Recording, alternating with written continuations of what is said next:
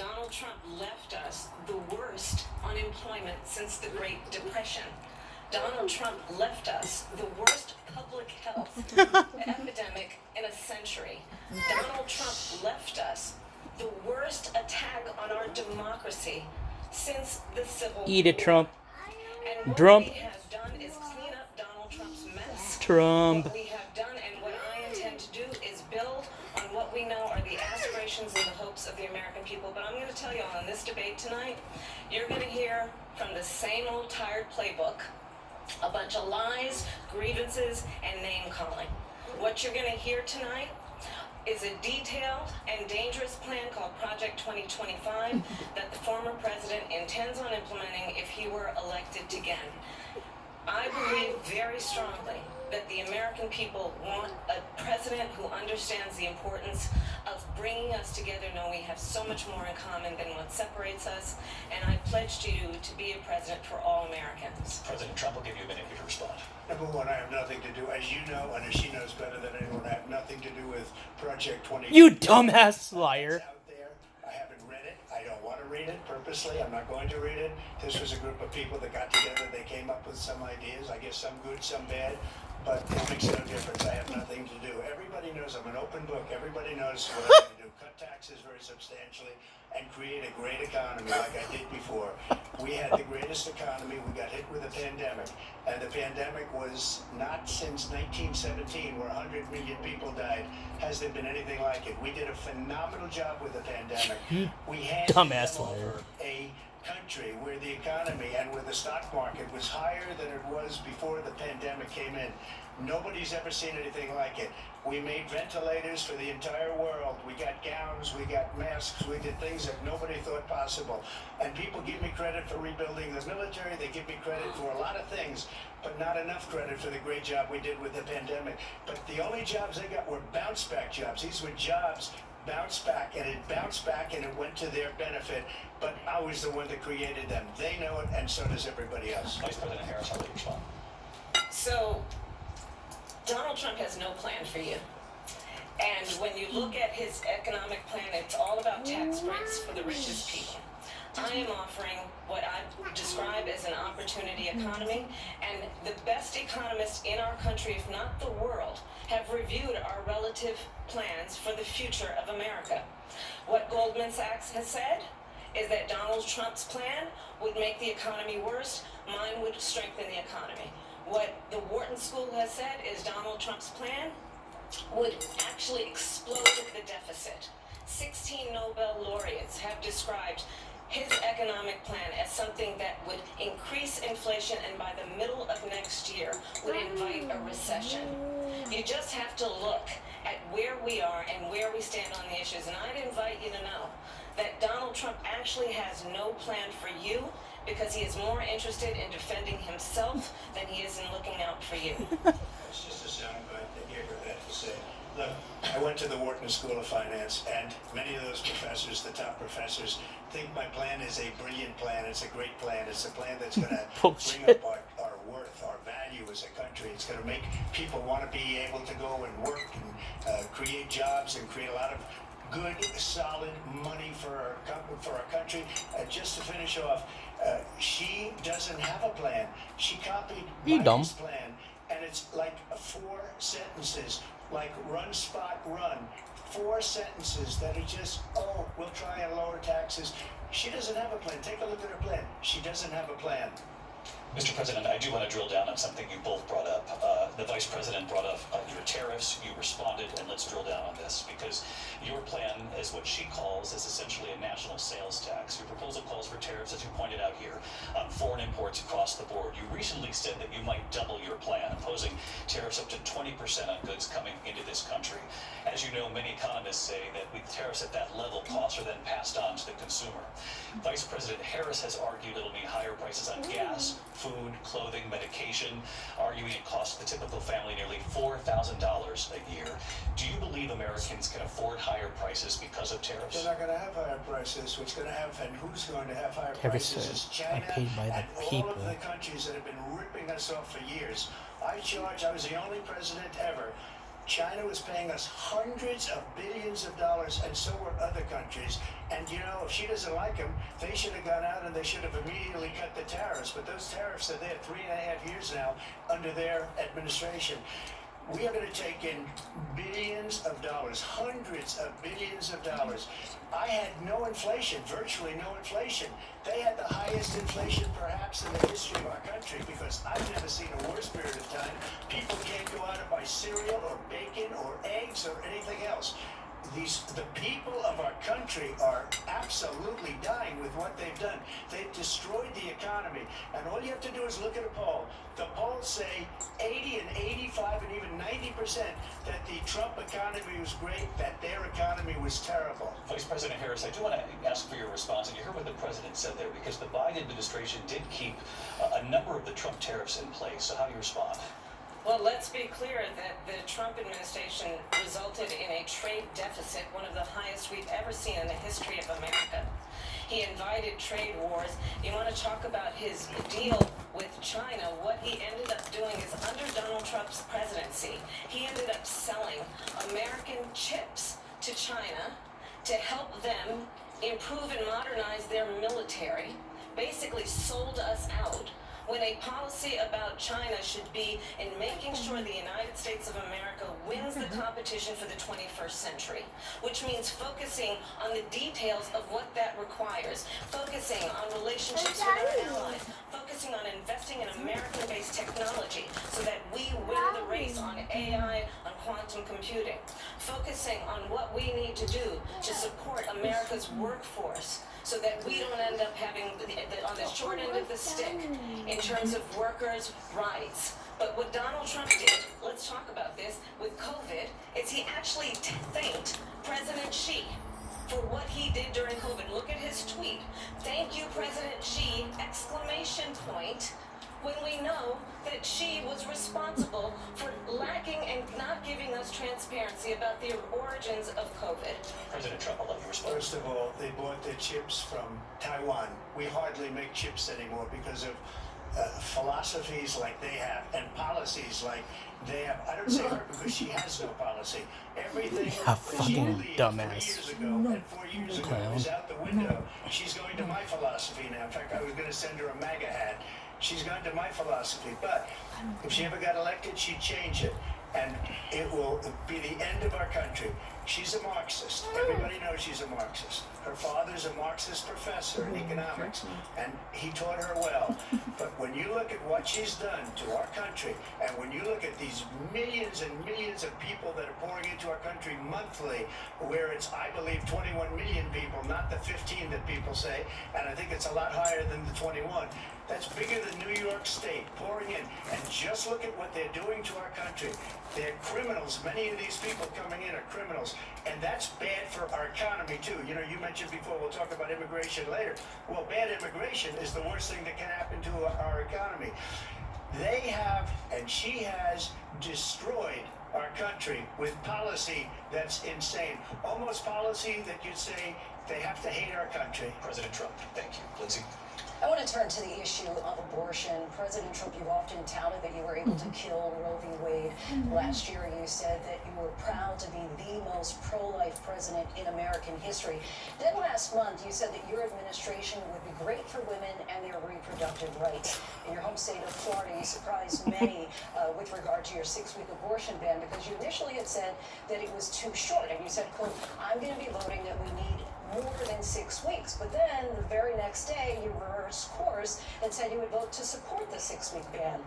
Vice President Harris says that women shouldn't trust you on the issue of abortion because you've changed your position so many times. Therefore, why should they trust you? So the reason I'm doing that vote is because the plan is, as you know, the vote is, they have abortion in the 9th month. They even have, and you can look at the governor of West Virginia, the previous governor of West Virginia, not the current governor, who's doing an excellent job, but the governor before, he said the baby will be born and we will decide what to do with the baby. In other words, we'll execute the baby.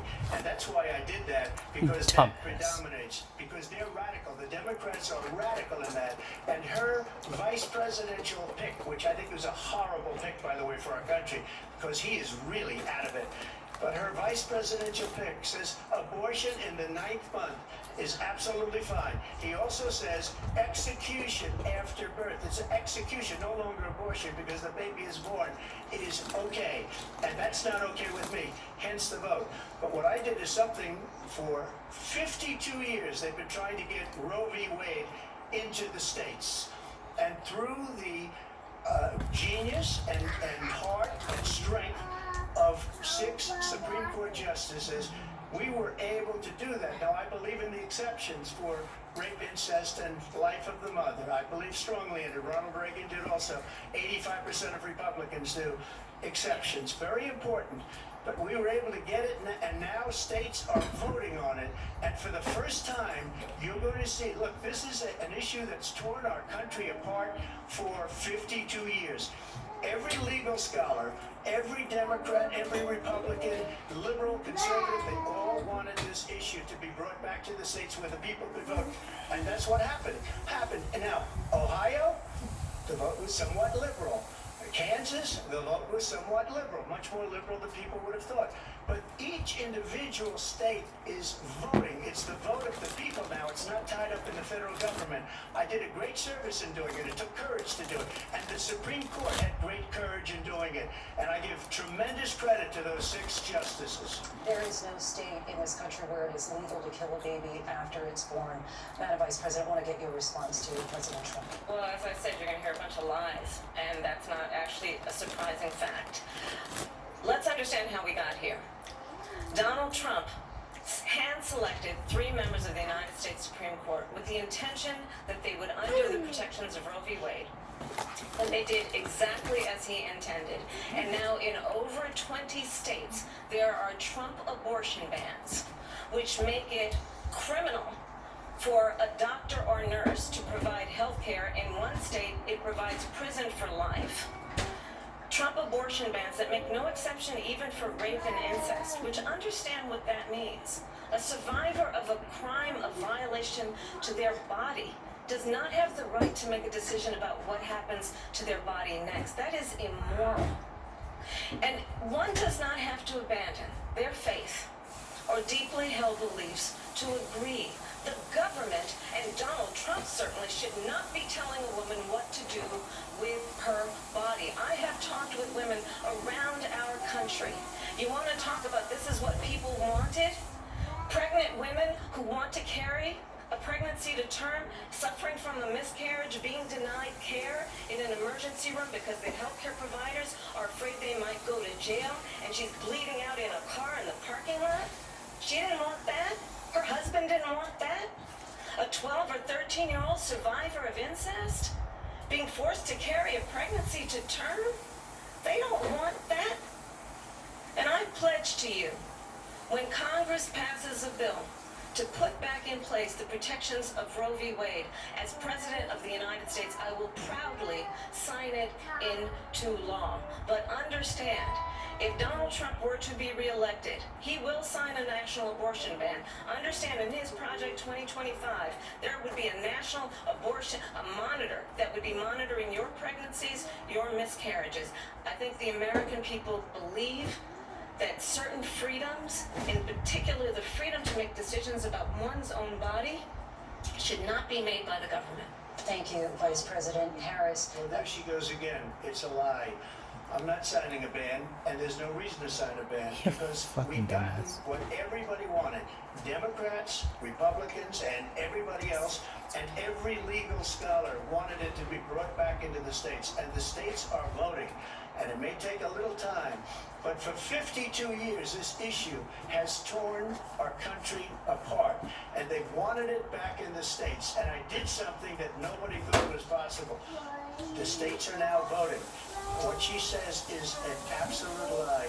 And as far as the abortion ban, no, I'm not in favor of abortion ban, but it doesn't matter because this issue has now been taken over by the states. Would you veto a national abortion ban if it Well, I came won't to have to because, again, and 2 things. Number one, she said she'll go back to Congress. She'll never get the vote. It's impossible for her to get the vote, especially now with the 50-50, essentially 50-50 in both Senate and the House. She's not going to get the vote. She can't get the vote. She won't even come close to it. So it's just talk. You know what it reminds me of when they said they're going to get student loans terminated, and it ended up being a total catastrophe. The student loans, and then her, I think probably her boss, if you call him a boss, he spends all his time on the beach. But look, her boss went out and said, we'll do it again, we'll do it a different way. He went out, got rejected again by the Supreme Court. So all these students got taunted with this whole thing about this whole idea. And how unfair that would have been, part of the reason they lost, to the millions and millions of people that had to pay off their student loans. They didn't get it for free. But they were saying it's the same way that they talked about that they talk about abortion. But if I could just get a yes or no, because your running mate, J.D. Vance, has said that you would veto it if it did come to your desk. Well, I didn't discuss it with J.D. in all fairness. J.D., and I don't mind if he has a certain view, but I think he was speaking for me, but I really didn't. Look, we don't have to discuss it because she'd never be able to get it, just like she couldn't get student loans. They couldn't get student loans. They didn't even come close to getting student loans. They taunted young people and a lot of other people that had loans. They can never get this approved. So it doesn't matter what she says about going to Congress. So wonderful, let's go to Congress, do it.